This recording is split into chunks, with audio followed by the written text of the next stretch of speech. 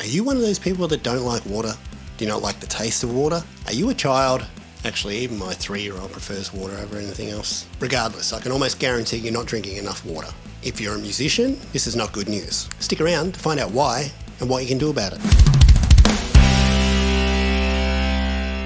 Okay, so this isn't going to be one of those water versus alcohol videos, because we all know, even us musicians, that drinking alcohol probably isn't doing us any favours. But we're probably not going to stop drinking entirely either. Sure, it can give us a bit of false confidence on stage, make us feel a little loose, and trust me, I've been absolutely hammered on stage more times than I can remember. But there's one show in particular that I quite often think about, where we were playing somewhere in New South Wales and the crowd was quite small, and I was super bummed about it. So before we played, I drank way more than I should have, telling myself that was how I was going to get through the show. Now, I played absolutely shockingly that night. In fact, I remember almost blacking out during the very first song. Years later, I still reflect on that, because the punters that were at the show honestly didn't get their money's worth. They paid to see my band perform at its best, and because the crowd was small, I got all butthurt and put on a half-assed performance by getting plastered. So these days I prioritise hydration over alcohol before I go on stage, and here's why it's so important.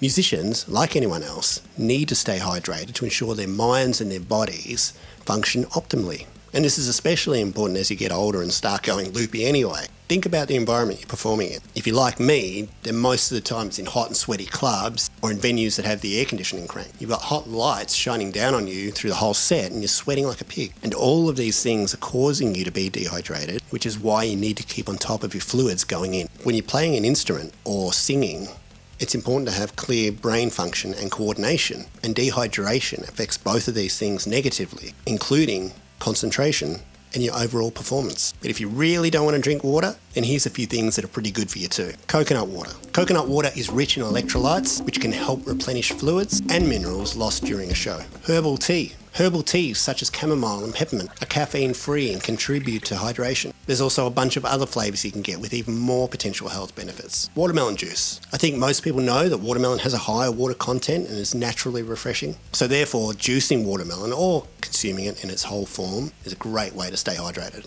Cucumber infused water. Adding cucumber slices to water not only enhances the flavour, but also provides a hydrating boost. Cucumbers are composed mostly of water and can be a refreshing addition to your drink. Electrolyte drinks. While many commercial sports drinks are high in sugar and additives, there are electrolyte drinks with fewer additives available. And these types of drinks are great for rehydration after a show. Look, it's important to note that in general, water is the healthiest and most natural choice for hydration. So when you are choosing other drinks, just be mindful of the sugar and the additives. Basically, what this comes down to is that anyone that pays to see you play deserves to see you perform at your best. And staying hydrated is a very important step to performing at 100%. Guys, don't forget to click like and subscribe to the channel if you got any value out of this at all. And leave a comment below. When was the last time you saw me play drunk? See you next time.